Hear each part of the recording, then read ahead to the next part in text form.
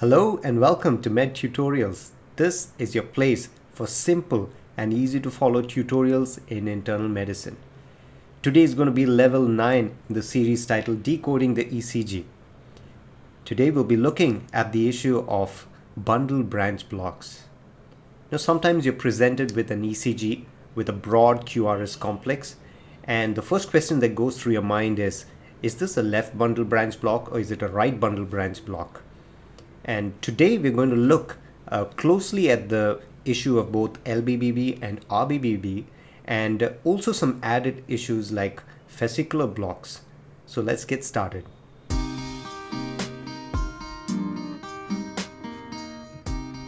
So what we will be covering in this tutorial, we'll first of all look at the normal conduction through the ventricles. It's very important to understand the normal before we go to the abnormal. Then we'll look at right bundle branch block, left bundle branch block. We'll look briefly at non-specific intraventricular delays. And then we'll look at finally the fascicular blocks, or also known as the hemi-blocks. Now, our conduction system of the heart. We had done this in the earlier tutorials and we'll just quickly revise it. We know that the stimulus originates at the SA node, and from the SA node, the impulses pass through the right and left atrium and they reach the AV node and the bundle of His, and finally from there they go into the bundle branches, the right and left, and then the Purkinje fibers.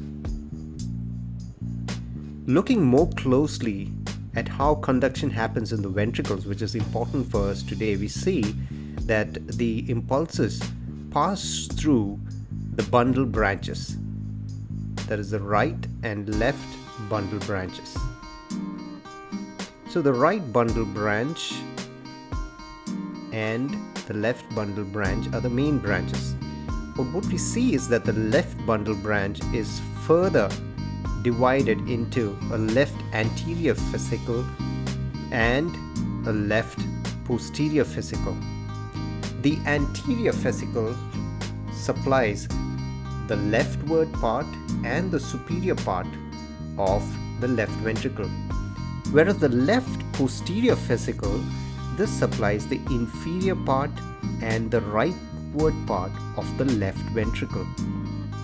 So this is something to keep in mind, especially when we go into the last section of fascicular blocks.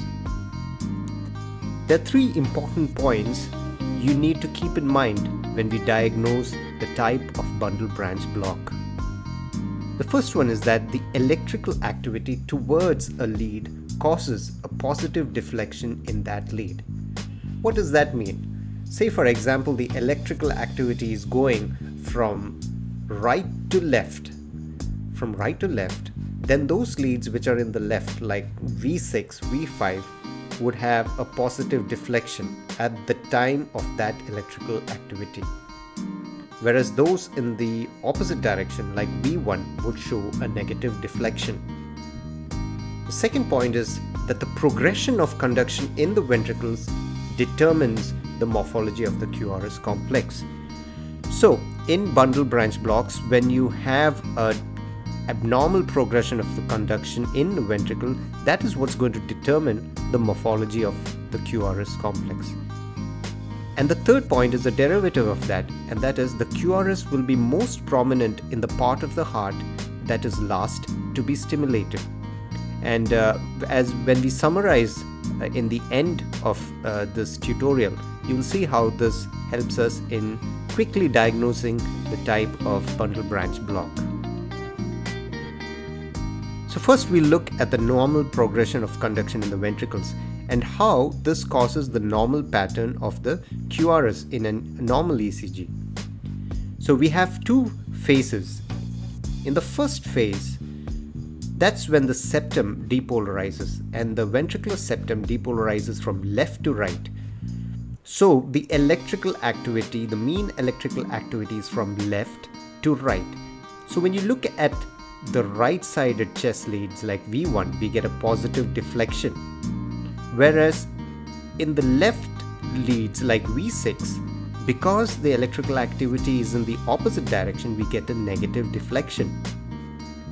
Then we go on to phase 2. In phase 2, this is when the free walls of the ventricles depolarize. Because the left ventricle has a larger muscle mass than the right ventricle, the overall direction will be from right to left. So now applying that law, the direction is towards the left, away from the right. So a right-sided chest lead like V1 will show a negative deflection, while the V6, in which direction the electrical activity is going towards, will show a positive direction. Positive deflection, sorry. So looking at this pattern, this is the normal conduction in the ventricle through the septum, the first phase, and then through the free walls of the ventricle. And that's why we get the pattern that we normally see in a normal ECG. So keep this in mind as we go over to the abnormal conditions. Now first we're going to look into right bundle branch block. So in right bundle branch block, what happens is the right bundle is blocked, and so conduction takes place through the left bundle and then spreads to the ventricles from there. So because of that, we're going to have, instead of 2 phases, we're going to have 3 phases of progression of conduction or in the ventricles in right bundle branch block. We're going to see how this causes the characteristic pattern of the QRS in right bundle branch block. So in the first phase, what happens? We see that depolarization is taking place as usual from left to right, because the left bundle is still intact, so it starts off like in normal, left to right. So the first phase is quite similar to a normal ECG. You have an upward deflection in V1 and you have a negative deflection in V6. In the second phase, again what happens? It's the free walls which are depolarizing. Here again, what we see is the right bundle is blocked, so the right part is not depolarizing yet. The left free wall is depolarizing, and so the direction is still from right to left. So what we see is we have a negative deflection in V1 because it's in the opposite direction, and in V6 because it's in the same direction, we see a positive deflection. So when we compare with a normal ECG, so far everything looks quite similar. And the third phase is where the difference occurs, because as we see in second phase, the right ventricles have yet to depolarize because of the block, and so from the depolarized left part of the heart, left ventricle, the depolarization waves, the stimulus slowly goes to the right ventricle. So what we see is in the third phase, there's a shift in the direction from left to right. The direction, the mean direction of depolarization is from left to right. So what we see on the ECG is you get a positive deflection in the third phase in V1, whereas you'll get a negative deflection in V6 in the third phase. So the third phase is what actually causes a change in the morphology in an RBBB. Now here's an ECG of a patient with right bundle branch block, and pay maximum emphasis on V1 and V6. V1 and V6. So if you look at V1, we see those 3 phases of the ECG. We see the small r, that is the first positive deflection. Then you see the S, which is the negative deflection. And so far, this is what we see normally in a normal ECG. And they're narrow. But the third part is a prolonged R dash, and which occurs in the third phase of an RBBB, which gives it its characteristic look. If you notice, you have secondary changes of T-wave inversion in V1, and this is very characteristic of RBBB, and it's very important we keep that in mind, because this is one of the diagnostic clues of an RBBB, where you get T inversions in the right-sided chest lead, that is V1. And in V6 also we get those 3 phases we see the initial Q wave, then we see the R wave and the S wave. So this is the characteristic ECG pattern that we see in a right bundle branch block. RBBB can be complete or incomplete. What is the difference between both of them? Now the similarity is that both will have a similar pattern. The pattern is going to be the same as we saw in the previous ECG, but it all has to do with the duration. In complete RBBB, the QRS width is going to be more than 0.12 second. Whereas in incomplete RBBB, it will be shorter. The QRS width will be between 0.11 and 0.12 seconds. That brings us to the next condition, that is left bundle branch block. Now here we're going to consider how the left bundle branch, the main part of the left bundle branch, is blocked and what are the changes that takes place because of this. So what will be the progression of conduction in a patient with left bundle branch block? So in phase 1, what happens is that the conduction, which is shown, the green in this picture, is what is actually the stimulated part of the ventricle. So as you can see, the right part is stimulated, whereas the left part is not yet stimulated because the left bundle is blocked. So it's the right part of the heart, of the septum, which is stimulated first. This is exactly opposite to what normally happens. If you remember the previous two conditions, we saw the normal stimulation taking place from left to right. But here you have it going from right to left. So in the first phase itself, you see there is a change in the pattern in an LBBB. So it's very important to notice that in V1, you actually get a first negative deflection, whereas in V6, you get a positive deflection. What we call this is the loss of septal R wave in V1 and loss of septal Q wave in V6. Because in a normal ECG, when the septum depolarizes, you are supposed to get an R wave in V1 and a Q wave in V6, and this is lost in LBBB. So in the first phase, we see a negative deflection in V1 and a positive deflection in V6. What happens in the second phase? Now in the second phase, what is going to happen is there's going to be the depolarization of the ventricular walls. The right depolarizes probably a little sooner than the left, but again the left free wall depolarizes, and this quickly overshadows, because it's, as I told earlier, it's a much larger muscle mass. So the overall direction is going to be one from right to left, and so you're going to get the second negative deflection in V1, whereas in V6 you will get a positive deflection, the second positive deflection that will be visible in V6. So both these ECGs, if you see in lead V1 and in lead V6, you might get a notch. This might be because of that slight delay in the left ventricle being depolarized after the right ventricle. But overall, if you see V1 will overall be negative, whereas V6 is going to be overall positive in LBBB. Let us now look at an ECG of left bundle branch block. So again, the emphasis is paid on V1 and V6. Look at V1 and V6.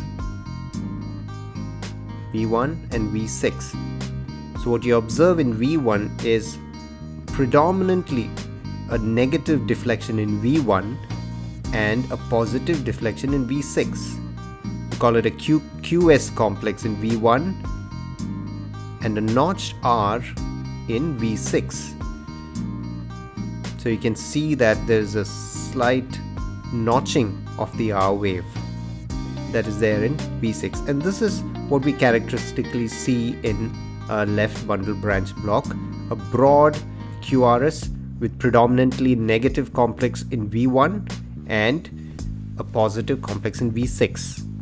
So notice that there is a complete loss of that septal R wave in V1, that normal positive first deflection that we see in V1 is lost, and the normal septal Q wave in V6 that is normally there in a normal ECG is lost in V6. Another very important point is the secondary T wave inversions which take place.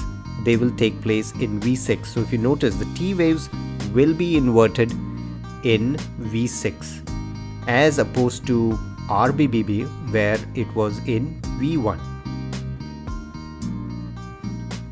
So in left bundle branch block also you can have complete and incomplete LBBB, and here again the morphology is going to be similar and the difference is the duration. In complete left bundle branch block, the duration is more than 0.12 seconds. In incomplete left bundle branch, duration is between 0.1 and 0.12 seconds. So that is the only difference between complete and incomplete LBBB. So here summarizing the differences, we're going to look at the normal right bundle branch block and left bundle branch blocks, looking at leads V1 and V6. So the normal pattern, we saw two phases, and notice the septal R wave in V1 and the septal Q wave in V6 in a normal ECG. And when we come to RBBB, we see that the first phase is similar. You have the septal R wave, and then you have the the next negative deflection, so similar to the positive, but it's the third phase that is different in RBBB. So three phases, the first two similar to a normal one, but it's the third phase which is the difference. So overall you get a RS R' pattern, tall in V1, and also important to notice the T wave inversion in V1. What about left bundle branch block? Here you see, as I was saying, a predominantly negative complex in lead V1 and a predominantly positive complex in V6, with the characteristic T inversion taking place in V6. So in LBBB we have two phases. You have the loss of the first phase. So the normal septal R wave that you see in normal one, and which is also in RBBB, is lost. There is no septal R wave in V1, and the septal Q that is there in V6, which is also seen in RBBB, this is lost in LBBB. Important to note the notched R wave in V6. Now you might not see this notching every time. You might in many of the ECGs of left bundle branch block, you might just see a broad R wave in V6 without any notching. You might see a slight slanting taking place, but it's not necessary to have this every time. What you would notice though is the T wave inversions that are there in V6. So the T wave inversion in RBBB is in V1, that's on the right sided chest lead, whereas in LBBB, left bundle branch block, it is on the left sided chest lead, that is V6. You can have non-specific intraventricular conduction delay. So sometimes you get an ECG, this has got a broad QRS complex, but when you look at the complexes, you notice that it's not fitting into the criteria of either right bundle branch block or left bundle branch block. For example, if you take this ECG, you see that the septal R wave is there in V1, septal Q wave is there in V6. So it doesn't look like a left bundle branch block, but at the same time you see the T inversion secondary changes, which is there in V6, which is not there in V1.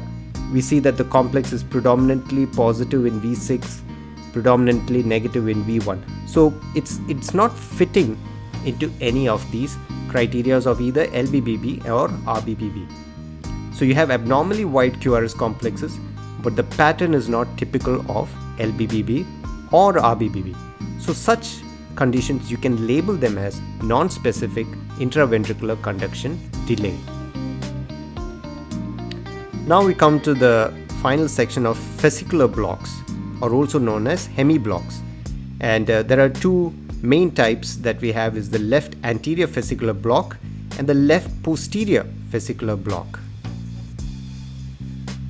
So when you talk about characteristics of fascicular blocks, again, just to remind, the left bundle branch divides into two: the anterior fascicle, which activates the superior and leftward portion of the left ventricle, and then the posterior fascicle, which is lower down. It activates the inferior and the rightward parts of the left ventricle.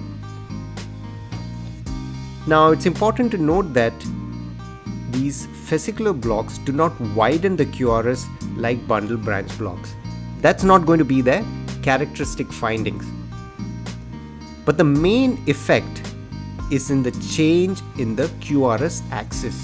That's going to be one of the main differences that you're going to see, is a change in the axis of the heart. So first, the left anterior fascicular block causes a marked left axis deviation. By that we mean minus 45 degrees or greater negativity. Whereas the left posterior fascicular block causes a marked right axis deviation. That is plus 120 degrees and more positivity.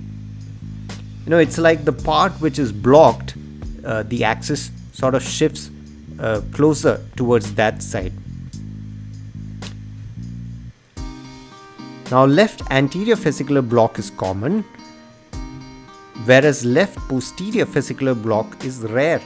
So when you see a patient with right axis deviation, marked right axis deviation, because left posterior fascicular block is a very rare condition, you need to rule out the other causes of right axis deviation like COPD before you can label them as having a left posterior fascicular block. The other thing is you'll see it more commonly associated with a right bundle branch block, and we'll come to that later. So how do we detect a left anterior fascicular block on ECG? As I said, we're going to get more changes with regard to the axis of the heart, and so for that we look at the peripheral leads rather than the chest lead. So with the left anterior fascicular block, the mean QRS direction will be more than equal to minus 45 degrees. That is, we're talking about an extreme left axis deviation. So we look at lead 3 and AVF. Look at the deep S waves in 3 and AVF. And we also look at the R wave in lead 1. So an easy way to say if the mean QRS is more than equal to minus 45 is to look at these three leads, and if the S wave in lead 3, the S wave in lead 3 is more than 1.4 times the R wave in lead 1, then we can say that the mean QRS is more than equal to minus 45 degrees. You're talking about an extreme left axis deviation. The second one is even easier. If the S wave in AVF, that is AVF, your S wave in AVF is more than the R wave in 1, then it's a feature that you're dealing with a QRS which is minus 45 or increased negativity. What about left posterior fascicular block? Now here the mean QRS will be more than plus 120, means we're talking about an extreme right axis deviation. So here if you notice there will be a small r and a big S complex. That means their S waves are bigger than your R waves in lead 1 and ABL. Whereas in your inferior leads, that is 2, 3 and AVF, you're going to get a small Q and a large R complex. That means your R waves are more prominent in your inferior leads. And because we're talking about a degree mean QRS of plus 120, if you look at lead 3, if you know from your QRS axis chart, we know that lead 3 points in the direction of 120 degrees. So your maximum R amplitude is going to be usually in lead 3, and this is a clue that you're dealing with an extreme right axis deviation. Now again, I'd like to mention that you need to rule out other causes of right axis deviation before you label a patient as left posterior fascicular block, for the simple reason that this is a very rare condition, and the other conditions like COPD and are going to be much more common. So you need to rule out the other causes before you label someone as left posterior fascicular block. Now you can have bifascicular blocks. What do you mean by bifascicular block is that in addition to one of the fascicles being blocked, you have a right bundle branch also that is blocked. So you can have two variants. You can have a right bundle branch block with a left anterior fascicular block, or you can have a right bundle branch block with a left posterior fascicular block. So in the first condition, you will get an RBBB pattern with marked left axis deviation. That means you're going to get features of both these conditions.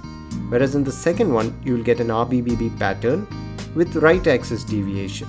Of course, again, you need to rule out other causes of right axis deviation with RBBB, like right ventricular hypertrophy, lateral wall MI, or COPD. So again, the clue to the type of block. The QRS will be most prominent in the region of the heart that is most delayed in being stimulated. So you have a part of the conduction system which is supplying a particular part of the heart. Now when that part is damaged, that part of the heart will be most delayed in being stimulated, and it's that part of the heart which will show on the ECG a larger, more prominent QRS complex. For example, in right bundle branch block, the right ventricle is affected. That means it is going to be stimulated last. But if you look at it, the QRS will be more positive in V1 than in V6. In left bundle branch block, it's the left ventricle which is stimulated last.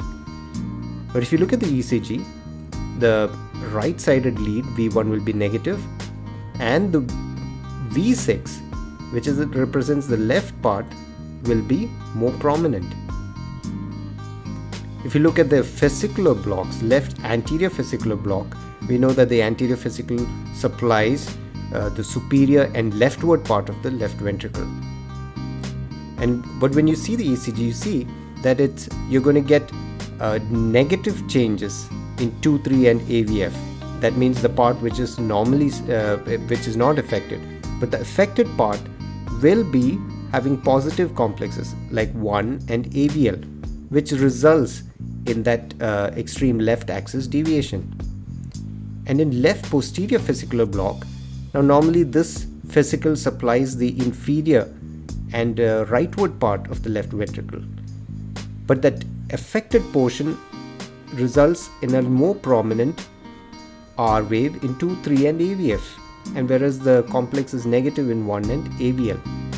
So to understand, make us understand as a clue to the type, the part of the heart which is affected, that means the conduction is affected, the ECG will have a prominent QRS complex in that part of the heart.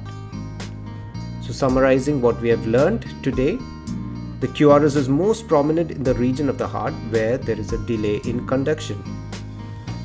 We first saw RBBB, right bundle branch block. We saw 3 phases. We saw how the first 2 phases were similar to a normal ECG, but the third phase is which resulted from that bundle block, and we saw how we get a prominent RS R' pattern in V1 with T inversion in V1. And we saw left bundle branch block. Here we saw that there are just 2 phases, and specifically we saw that there's a loss of that first phase because the septal depolarization is affected. So you have the loss of R wave in V1 and the loss of the septal Q wave in V6. We saw that the complex is predominantly positive in the leftward lead, that is V6, with T inversion in V6. And then finally we saw the fascicular blocks, left anterior fascicular block which is characterized by marked left axis deviation with -45 or increased negativity, and we saw the left posterior fascicular block, which is characterized by marked right axis deviation plus 120 degree or more. So again, the clue not to forget is that the QRS will be most prominent in that region of the heart where there is a delay in conduction. So if you remember that, it's easier for you to sort of correlate it and put it into practice. So I hope you find it a lot easier now to differentiate a left bundle branch block from a right bundle branch block, and I hope you're a little more confident about fascicular blocks. So till the next time, bye bye.